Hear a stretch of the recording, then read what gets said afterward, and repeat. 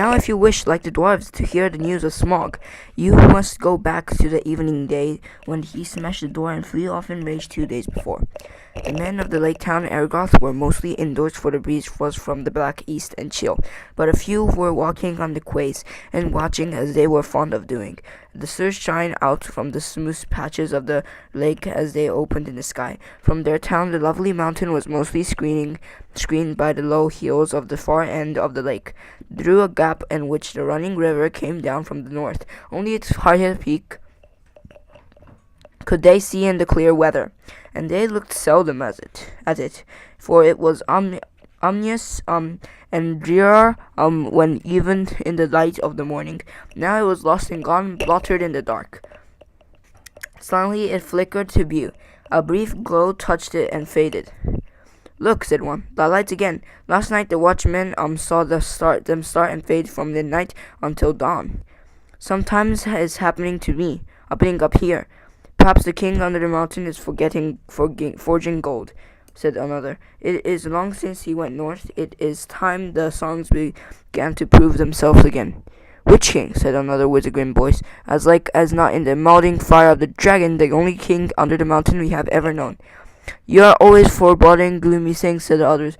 "Anything from floods to poisoned fish. Think of something cheerful."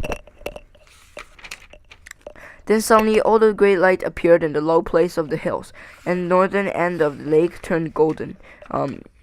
"The king beneath the mountain," they shouted. "His wealth is like the sun, his silver like a fountain, his rivers golden run.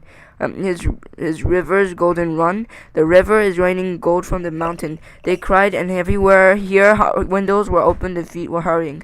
There was once more of tremendous excitement and enthusiasm, but the green voice of Philo ran hot-foot to the master. "The dragon is coming, or I am a fool," he cried.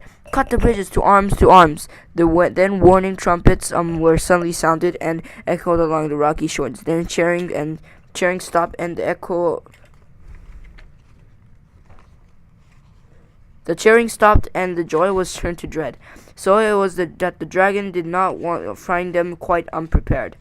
Before long, so great was his speed, they could see him as a spark of fire rushing towards them and growing even hungrier and more bright, and not the foolish doubted that the prophecies had gone rather wrong.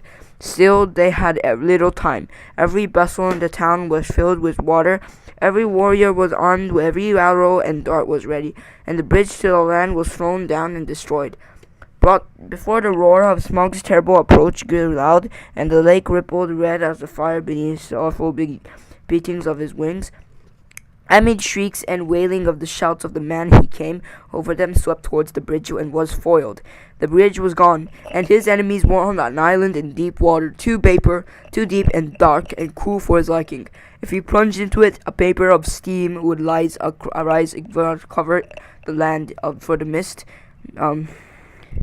for days. But the lake was mightier than he is. It would quench him before he could pass through. Roaring sway swept over back over the town. A hail of dark arrows leaped up and snapped and rattled on his scales and jewels, and their shafts fell behind, kindled with his breast, burning and hissing into the lake.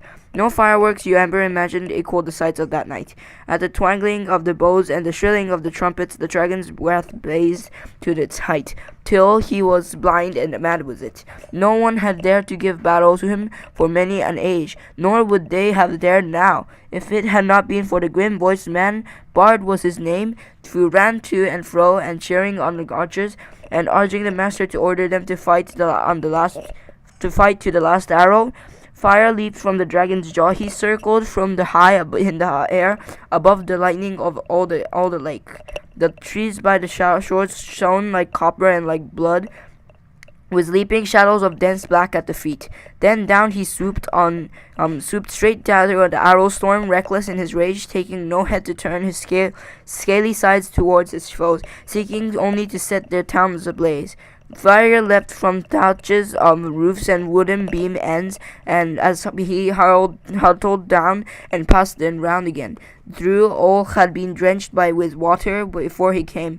Once more water was flung by 100 hands, whether a spark appeared. black whirled at the dragon. A sweep of his tail, and the roof of the great house crumbled and smashed down.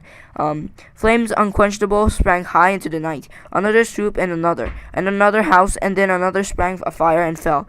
And still no arrow hindered Smog or hurt him more than a fly from the meshes. Already men were jumping into the water on every side. Women and children were being huddled into laden boats in the park market pool. Weapons were flung down. There was mourning and weeping. There were but a little time ago the old songs of mirth to come had been strung about the dwarves. Now men cursed their names. The master himself, turning to this great guild boat, hoping to row away in the confusion and save himself, so all the town would be deserted and burned down to the surface of the lake. There was the dragon's hope. They could all get into boats for all he cared. There he could have fine sport hunting them down, or they could stop till they are starved. Let them try to get land, and he would be ready. Soon he would set all the hold the shore land ablaze and wither every field and pasture. Just now he was enjoying the sport of town baiting more than he ever enjoyed for anything for years. But there was a still company of archers that held their ground among the burning houses. Their captain was Bard, the grim-voiced and grim-faced whose friends had accused of prophesying of floods and poisoned fish, though they knew his words of courage. He was descended in long time of Giron, lord of Daelf, whose wife and children had escaped down the running river from the Rhine long ago. Now he shot with a great yellow bow till all his arrows but one were spent. The fire was near him. His companions were leaving him. He spent his bow for the last time. Suddenly out of the dark something fluttered to his shoulder.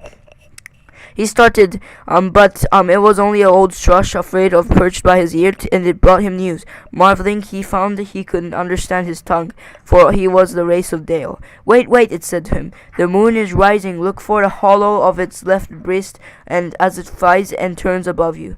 And while Bard paused in wonder, it told him of tidings up the mountain and of all that it had heard. Then Bard drew his bow, steering to its ear. The dragon was circling back, flying low as he came to the mountain, rose above the eastern shore, and silvered his great arrows. Arrow, said the bowman.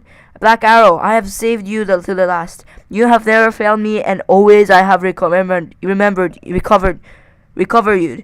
I had you from my father, and he from of old. If you ever come from the forges of the true king under the mountain, go now and speed well. The dragon swooped once more, lower than ever, as he turned and dived down. His belly glittered white, sparkling fires of gems in the moon. But not in one the great boat twanged, and the black owl sped straight to the string, and straight from the hollow to the left breast, where the foreleg was flung wide. It smote and vanished, barbed shafts and feather, so fierce and was its flight, with a shriek that defended men, felled trees and spilt stone. Smog shouts sprouting in the air, turned over and crashed down from high in the ruin.